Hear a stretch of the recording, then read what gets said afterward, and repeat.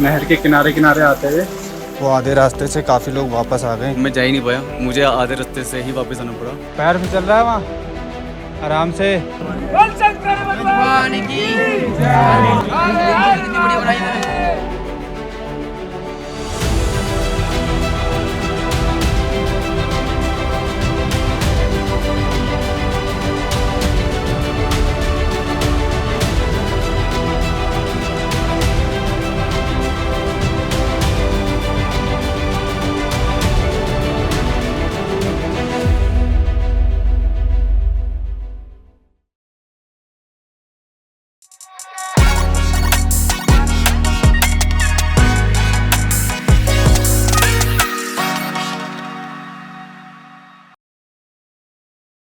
नागेंद्र हाराय त्रिलोचनाय भस्मांगरागाय महेश्वराय नित्याय शुद्धाय दिगंबराय तस्मै नकाराय नमः शिवाय।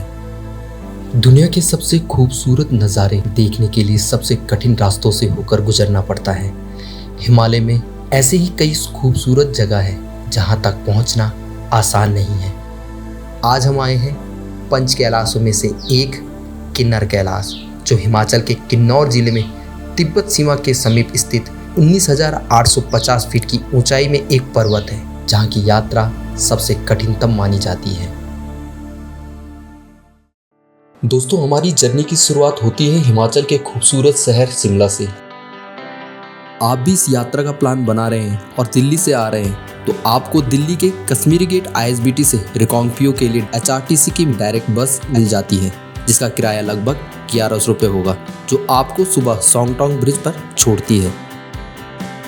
शिमला से 6 से 7 घंटे की जर्नी के बाद हम पहुंचते हैं तंगलिंग विलेज में। जाने से पहले हम इस यात्रा का रजिस्ट्रेशन करवाएंगे।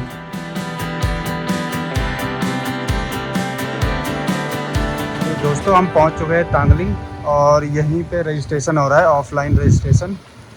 देखते हैं अभी हमें कल का स्लॉट मिलता है या नहीं। रजिस्ट्रेशन के लिए लंबी लाइन लगी हुई है।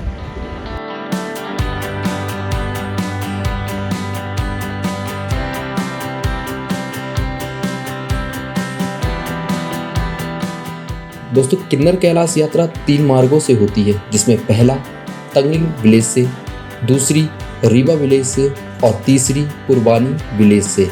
पर इस साल 2024 में 2 ही मार्गों से गवर्नमेंट द्वारा ये यात्रा करवाई जा रही है। किन्नर कैलाश के लिए हमारा रजिस्ट्रेशन हो गया है और मेडिकल हमने पहले से बना रखा था और अब हम जा रहे हैं रिकांगपिओ। अगर आपने अपना मेडिकल नहीं करवाया है तो तांगलिंग में मेडिकल करा सकते हैं।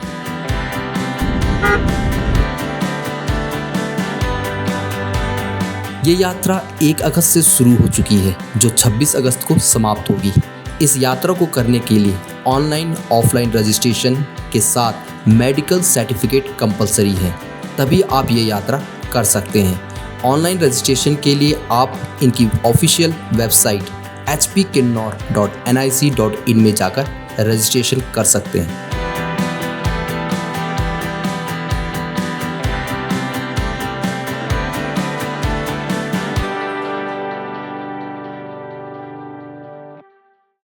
Hello friends, good morning. Reckong Peo में हमने नाइट स्टे किया था और अब हम जा रहे हैं पोवारी गांव। पोवारी गांव के लिए कोई पब्लिक ट्रांसपोर्ट नहीं है, तो अगर आपको पोवारी गांव से यात्रा करनी है तो आपकी अपनी कार या बाइक से जा सकते हैं, या फिर आपको टैक्सी बुक करके पोवारी गांव तक जाना पड़ेगा।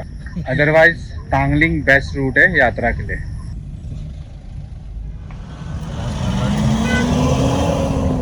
और दोस्तों, ये झूला पुल है। रिकांगपिओ से आते टाइम ये झूला पुल पड़ता है और यहीं से कैलाश यात्रा भी शुरू होती है पोवरी गांव से। उसके बाद फिर हमारा ट्रैक शुरू होगा।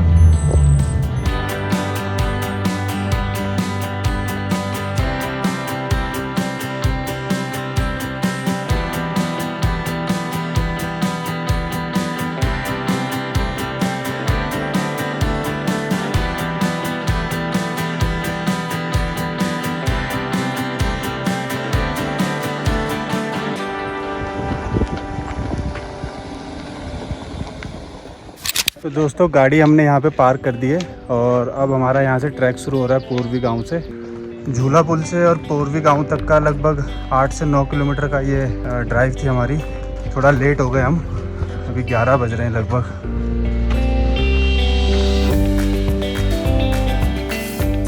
दोस्तों किन्नर कैलाश यात्रा की शुरुआत होती है पुआरी गांव से, जहां से लगभग 18 किलोमीटर की खड़ी चढ़ाई शुरू होकर किन्नर कैलाश तक लेके जाती है। इस गांव तक पहुंचने के लिए नज़दीकी शहर रिकांगपिओ है, जो कि 9 किलोमीटर की दूरी में है। और ये सामने रिकांगपिओ और सामने रावत जी। इनकी ये पहली यात्रा है और पहला ही ये ट्रैक है और वो भी बहुत टफ होने वाला है। पुआरी गांव किन्नौर जिले के कल्पा तहसील में स्थित है। ये गांव विशाल बर्फ से ढके पहाड़ों, देवदारों के घने जंगलों से घिरा हुआ अपने अद्भुत प्राकृतिक दृश्य, सेब की बागवानी और पारंपरिक हिमाचली संस्कृति के लिए जाने जाता है। और ये गांव समुद्र तल से लगभग 2290 मीटर की ऊंचाई पर है। ये लगभग 800-900 मीटर की चढ़ाई चढ़ने के बाद ऊपर जब हम आए तो हमें ये नहर दिखी, जो कि गांव वालों के लिए बनाई गई है, जिससे कि वो अपने सेब के बागानों में सिंचाई कर सकें।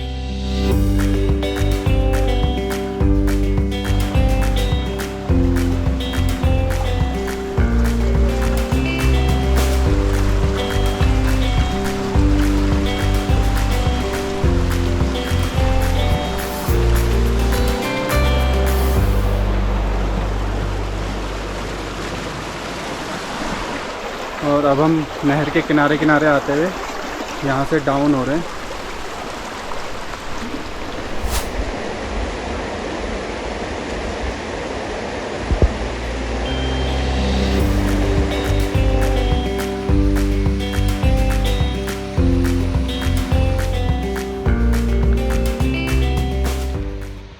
रास्ता एकदम पतला है और नीचे देखिए पैर फिसला तो सीधा आप नीचे खाई में।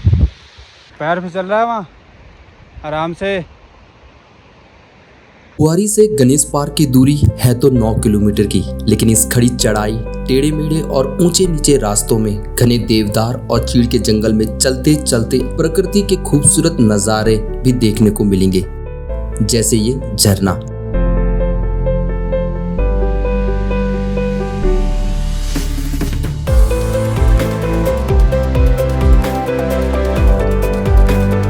पहाड़ से गिरते इस झरने को देखकर लगता है मानो अमृत की धारा बह रही हो।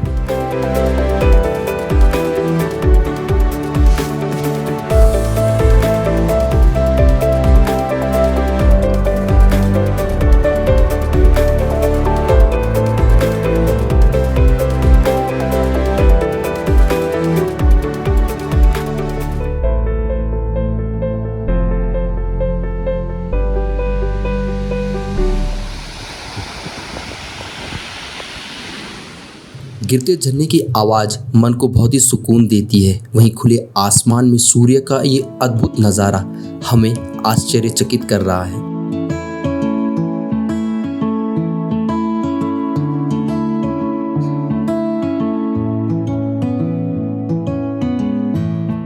हर साल सावन के महीने में किन्नर कैलाश यात्रा की जाती है। भक्त दूर दूर से महादेव और माता पार्वती के दर्शनों के लिए इस पहाड़ों के दुर्गम रास्तों को पार करते हुए यहाँ आते हैं। इस यात्रा को 1993 में शुरू किया गया था। और ये जो ट्रैक है सामने और जो लोग आ रहे हैं ये पुआरी से आ रहे हैं। और ये जो राइट साइड से रास्ता आ रहा है ये तांगलिंग से आ रहा है। किन्नर कैलाश की यात्रा मानसरोवर और अमरनाथ की यात्रा से भी ज़्यादा मुश्किल मानी जाती है। इस यात्रा को पूरा करने में 2 से 3 दिन लग जाते हैं। वहीं थोड़ी दूर चल के इस ट्रैक पर एक ऐसा पॉइंट आता है जहां आप अपनी थकान को दूर कर चाय नाश्ते का आनंद ले सकते हैं। लगभग हमें चलते हुए 4 घंटे हो गए और 5.5 किलोमीटर का ट्रैक हमने पूरा कर लिया है। अब जाके एक ढाबा हमें दिखा है। इस बीच में हमें सिर्फ एक जगह पानी मिला था, पानी भी हमारा ख़त्म हो चुका है।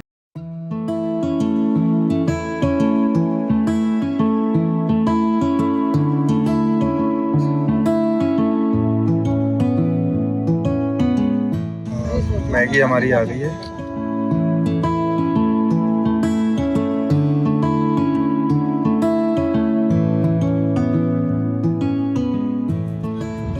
और 100 मीटर के डिस्टेंस पे ही एक दूसरा ढाबा भी है।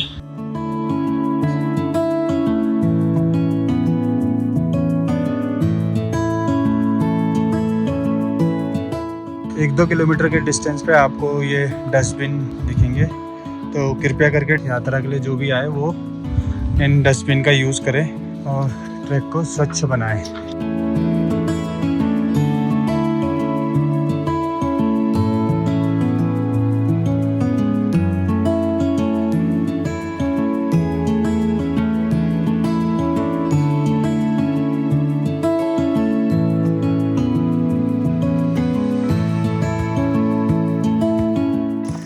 असली भक्त और हीरो तो ये लोग हैं जो इतना सामान ऊपर पहुंचाते हैं सभी यात्रियों और भक्तों के लिए, तो 1 लाइक तो इनके लिए बनता है।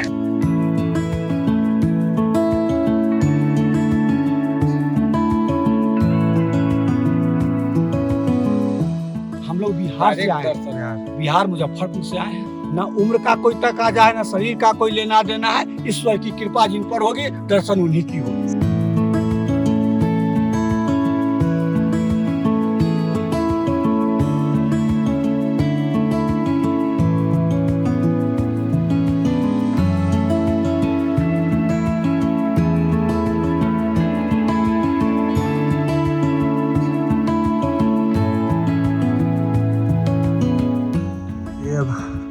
गणेश पार्क तक की लास्ट चढ़ाई है, लगभग 700-800 मीटर की, और वहाँ बेस कैंप है और वहीं आज हम स्टे करेंगे। ये कैंप जो यहाँ पे गांव वाले हैं उनके द्वारा लगाया जाता है, वहीं पे रहने और खाने का प्रबंध है।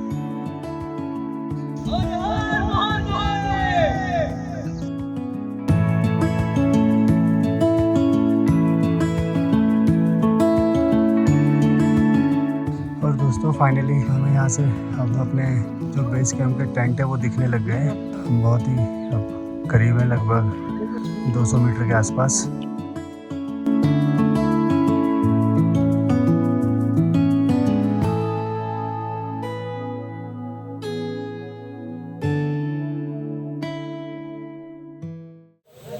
दोस्तों हम गणेश पार्क पहुँच गए। हम लगभग 7 घंटे से चल रहे हैं और ये जो पूरा डिस्टेंस था जहाँ से हमने गाड़ी खड़ी करी थी, लगभग 9.5 किलोमीटर हम इन 7 घंटों में चले हैं। अभी आपको मैं यहाँ का वेदर दिखाता हूँ 7:30 बजे का।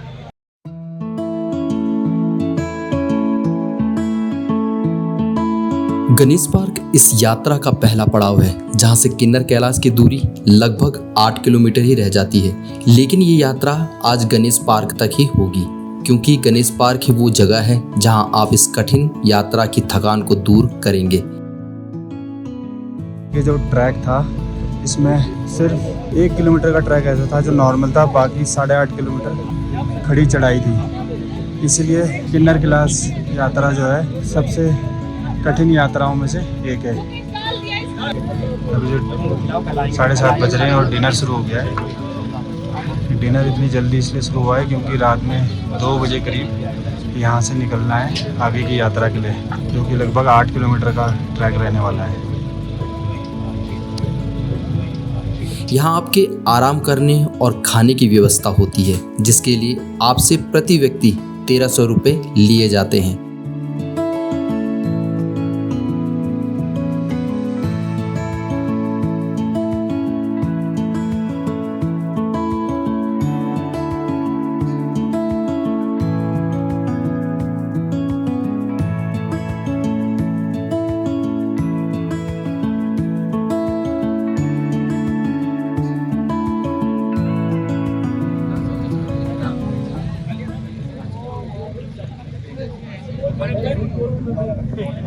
आठ बजने वाले हैं और अभी भी ऐसा लग रहा है कि पहाड़ों में धूप निकली हुई है। देखिए आप जरा, ये हमें टेंट मिला है 3 बंदों के हिसाब से और अच्छी सुविधा है। देखिए काफ़ी बड़ा टेंट है, इसमें 4 बंदे भी आराम से आ सकते हैं। और स्लीपिंग बैग की जगह यहाँ पे आपको रजाई मिलेगी। यहाँ आप अपने पर्सनल टेंट नहीं लगा सकते हैं, क्योंकि किन्नर कैलाश कमेटी द्वारा लगाए गए कैंपों को ही आपको लेना पड़ता है। दोस्तों अभी 10 बज रहे हैं और सोने की तैयारी चल रही है। थोड़ा आराम करेंगे और फिर 12:30 के आसपास उठ के आगे का ट्रैक शुरू करेंगे, लगभग 1:30 बजे के आसपास। फिर देखते हैं कब तक पहुंचते हैं, फिर मिलते हैं आपसे आगे। दोस्तों नमस्कार, जय शिव शंकर। और अब हमारा ट्रैक शुरू हो रहा है किन्नर कैलाश के लिए, और गणेश पार्क से लगभग 8 किलोमीटर की दूरी पे होगा।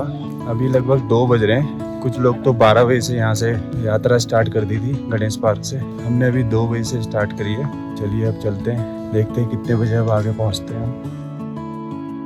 मध्य रात्रि में शुरू हुई हमारी ये यात्रा अपने गंतव्य के लिए निकल चुकी है। आगे आने वाला वो स्थान जो इस यात्रा का दूसरा और अहम पड़ाव है, पार्वती कुंड, जो लगभग यहाँ से 5 किलोमीटर की दूरी में है, जहाँ पहुँचने में हमें शायद 5 से 6 घंटे इस कठिन चढ़ाई को चढ़ने में लग सकते हैं। यहाँ पे एकदम खड़ी चढ़ाई थी और नीचे ढाल है।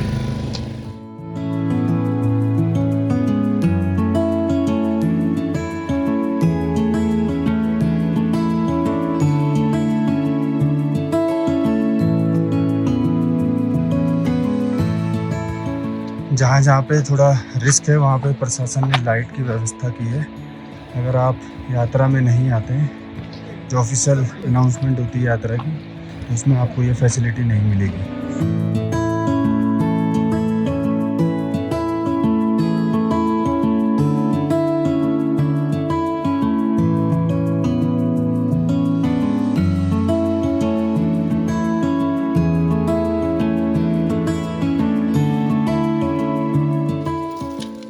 अब ढाल के बाद वो बड़े बड़े बोल्डर्स का रास्ता शुरू हो गया है।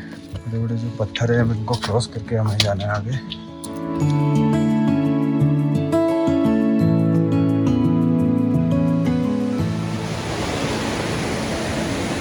हमारी कोशिश है कि हमारे जूते गीले ना हो, क्योंकि अभी काफ़ी ट्रैक बाकी है।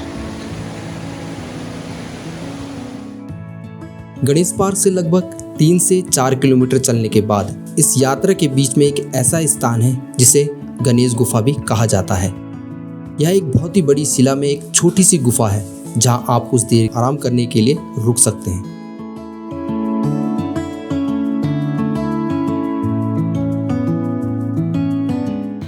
गणेश पार्क से अभी तक हम 4 किलोमीटर आ गए और अभी 5 बज रहे हैं। सूरज की रोशनी पहाड़ों पे पड़ने लग गई है। जिस प्रकार इस ब्रह्मांड का न कोई अंत है, न कोई छोर और न ही कोई शुरुआत, उसी प्रकार शिव अनादि है, अनंत है। संपूर्ण ब्रह्मांड शिव के अंदर समाया हुआ है। जब कुछ नहीं था तब भी शिव थे, जब कुछ नहीं होगा तब भी शिव होंगे।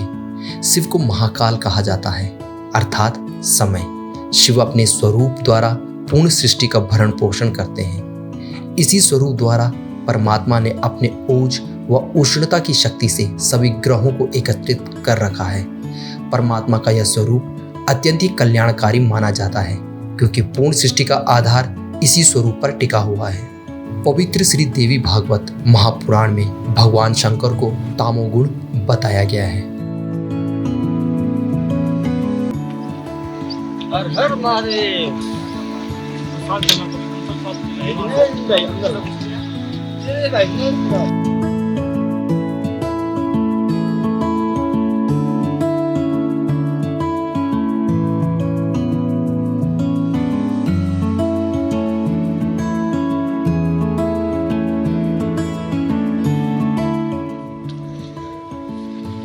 अब साथ साथ में ही चलूंगा मैं, ठीक है मेरे भाई। हर हर महादेव। जय भोलेनाथ।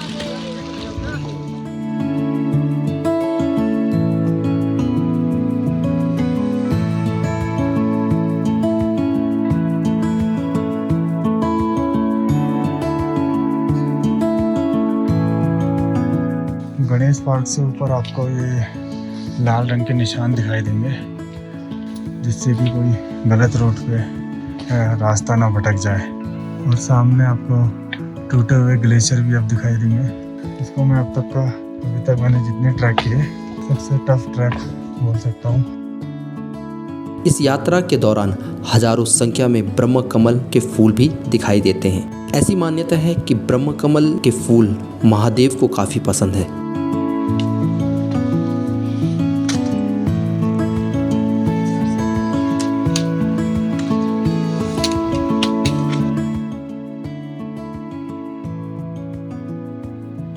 सूर्य देव ने भी दर्शन दे दिए। अभी जस्ट थोड़ा सा मौसम खुला है। पार्वती कुंड तीर्थ यात्रियों के लिए इस किन्नर कैलाश यात्रा का एक महत्वपूर्ण स्थान है। ये पार्वती कुंड, पहले कुंड काफी बड़ा था पर पत्थर गिरने से थोड़ा छोटा हो गया है। काफी पत्थर यहाँ आसपास गिरे हुए। यह एक पवित्र कुंड है जिसे माता पार्वती से जोड़ा जाता है। यात्रा के दौरान श्रद्धालु इस पवित्र कुंड में पूजा अर्चना करके अपने मन की शांति और पवित्रता की प्राप्ति की कामना करते हैं। अब चलते हैं हम कैलाश पर्वत की ओर। पार्वती कुंड के दर्शन करने के बाद हमारा सफर अब अपनी मंजिल से कुछ ही दूर है। अब यात्रा अपने सबसे कठिनतम मार्ग में है, जहां बड़े बड़े विशाल बोल्डरों और शिलाओं के इन दुर्गम मार्गों से होकर खड़ी चढ़ाई चढ़कर गुजरना है, जो हमारे लिए किसी चुनौती से कम नहीं है। लेकिन मन में अपने देव के प्रति श्रद्धा और विश्वास लिए हम इन कठिन रास्तों को भी पार कर जाएंगे। यहाँ से किन्नौर कैलाश की दूरी मात्र 2.5 किलोमीटर ही रह जाती है। किन्नर कैलाश की यात्रा कठिन ही नहीं बल्कि चुनौतियों से भी भरी हुई है, लेकिन इसे आध्यात्मिक दृष्टिकोण से अत्यंत महत्वपूर्ण माना जाता है। ये यात्रा प्रकृति की अद्भुत सुंदरता और आध्यात्मिक अनुभव का संगम प्रदान करती है।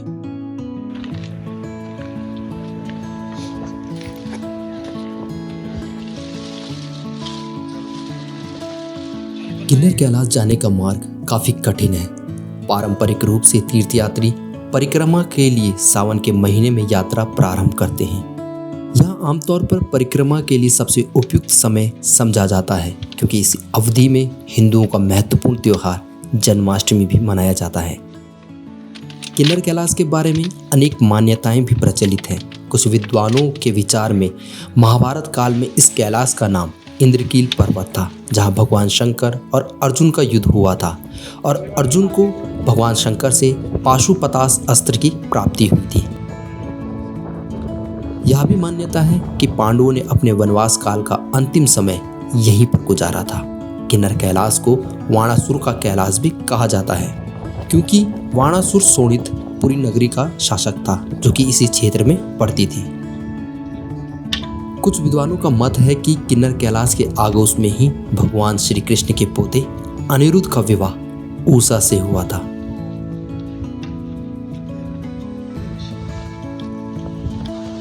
Time 2 hours 5 minutes. Distance 1.26 kilometers.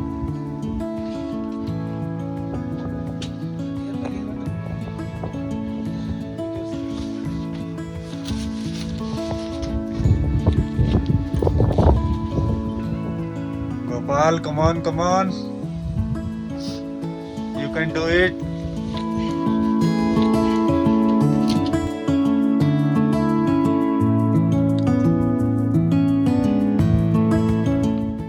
और सामने ये हमारे महादेव।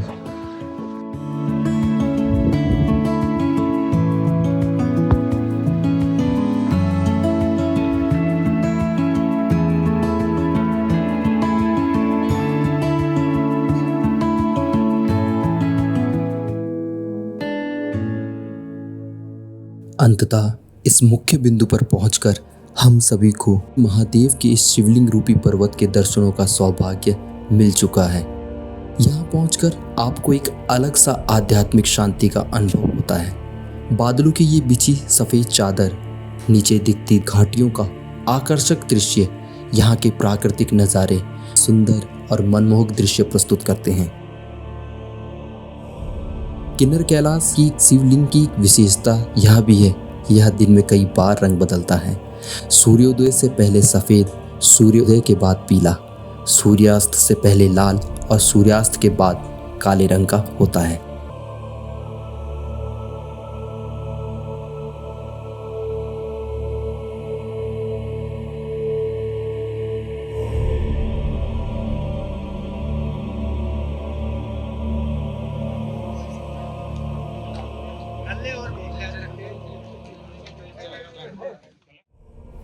न जानामि योगम जपम नैव पूजा, न तो हम सदा सर्वदा संपुतुभ्यम, जरा जन्म दुखो तात्प्यमानम, प्रभु पाहि आपन नमामीश शंभो।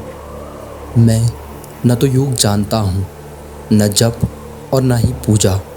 हे शंभु, मैं तो सदा सर्वदा आपको ही नमस्कार करता हूँ। हे प्रभु, बुढ़ापा तथा जन्म के दुख समूह से जलते हुए मुझ दुखी की दुखों से रक्षा कीजिए। हे शंभु, मैं आपको नमस्कार करता हूँ।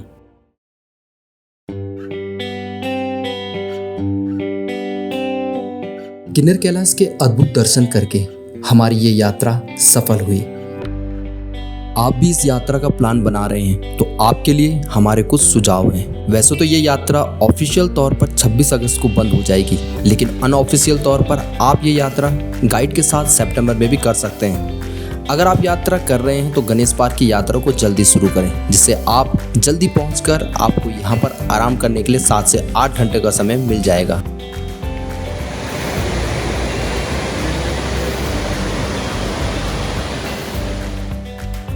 इसके बाद यात्रा को रात्रि 12 बजे शुरू करें ताकि आप सुबह जल्दी पहुंच सकें, और अपने साथ पानी ज़रूर रखें क्योंकि आगे पानी नहीं है और चढ़ाई बहुत खड़ी है।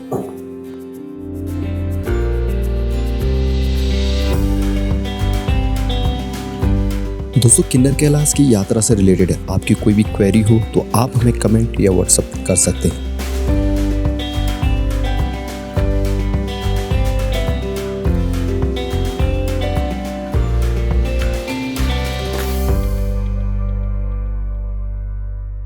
दोस्तों, किन्नर कैलाश की यात्रा करने से पहले कल यहाँ सभी के रजिस्ट्रेशन को चेक किया गया था, और आज यहाँ दर्शन करके आने वाले सभी यात्रियों के मेडिकल और आईडी प्रूफ चेक किए जा रहे हैं।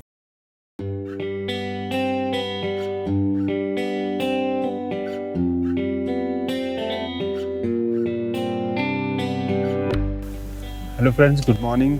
कल हमने किन्नर कैलाश के दर्शन कर लिए थे और रात में 7 बजे के आसपास हम वापस नीचे आए।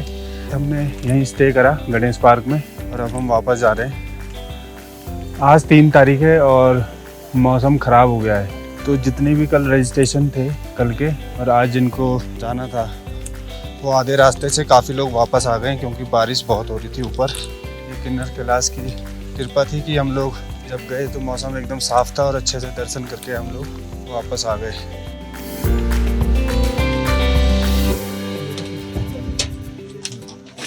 आप कहाँ से आए? गणेश गुफा से वापस?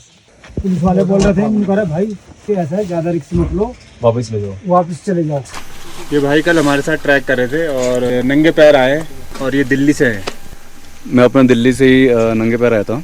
एक्चुअली मैं कहता मुझे नहीं पता था कि रास्ता कैसा है कैसा नहीं, बट यहाँ तक तो मैं किसी तरह पहुँच गया। यहाँ से ऊपर की जो गणेश बाग से ऊपर की जो चढ़ाई थी, जाते जाते भाई पैरों में इतने कांटे वांटे चुभे। मेरी स्पीड ऊपर जाते जाते बिल्कुल स्लो हो चुकी थी। यहाँ से हम रात को निकले थे 4 बजे करीब, 8 बजे तक गणेश गुफा में पहुँच गया था, जिसका टाइमिंग तो बिल्कुल परफेक्ट आया। बट गणेश बाग के बाद जो वो पहाड़ जो कट कट के होते हैं ना, उसमें नुकीले पत्थर थे सारे, तो उसकी वजह से मेरे पैरों में इतना ज़्यादा प्रॉब्लम हो गया था, समटाइम ब्लड भी आ गया था। 11 बजे के बाद वहाँ फिर अलाउड नहीं करते कि भैया आप आगे चलो, क्योंकि 12 बजे या 1 बजे तक ना सिर्फ एग्जिट स्टार्ट हो जाते हैं कि आप ऊपर किन्नर कैलाश से ना नीचे आना स्टार्ट कर दो। बट मैं जा ही नहीं पाया, तो मुझे आधे रास्ते से ही वापस आना पड़ा। गौरीकुंड भी मैं नहीं जा पाया, बहुत अच्छा तो नहीं लगा मेरे को बट देखते, मैं नेक्स्ट टाइम दोबारा प्लान करूँगा कि मैं किसी तरह दोबारा जा पाऊँ। मैं शायद थोड़े दिन बाद दोबारा आऊँगा। एक्चुअली मैं कल रुकने वाला था गणेश गुफा पे, मुझे रुकने नहीं दिया। मैं फौजियों से रिक्वेस्ट करी थी कि भाई मेरे को रुकने दो ताकि मैं नेक्स्ट डे उठ के दोबारा से यहाँ से जा पाऊँ, बट उन्होंने मना कर दिया कि भाई आपको हम रुकने नहीं देंगे। अब मैं दोबारा से घर जा रहा हूँ, घर जाके शूज़ वगैरह फिर पहन कर अगेन आऊँगा, लेकिन कब आऊँगा वो अभी आइडिया नहीं। अब नेक्स्ट टाइम मैं शूज़ के साथ ही आऊँगा। वो पता लग गया कि मेरे को बहुत ज़्यादा पेन हुआ ना, तो मुझे पता है कि मैं लेट हो जाऊँगा अगर विदाउट शूज़ दोबारा से किया तो।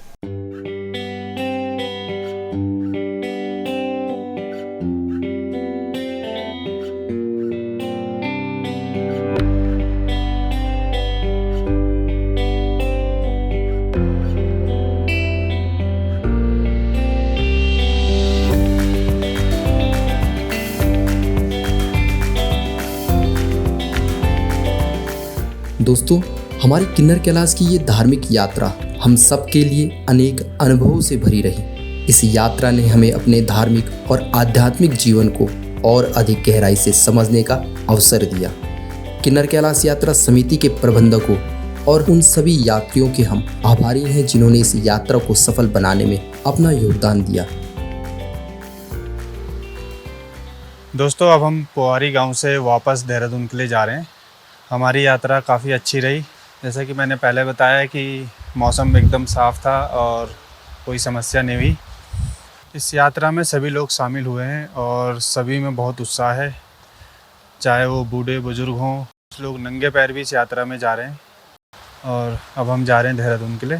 तो मिलते हैं आपसे अगले व्लॉग में। दोस्तों, आशा करते हैं आपको हमारी किन्नर कैलाश की ये यात्रा पसंद आई होगी। वीडियो कैसी लगी आप हमें कमेंट में ज़रूर बताएं।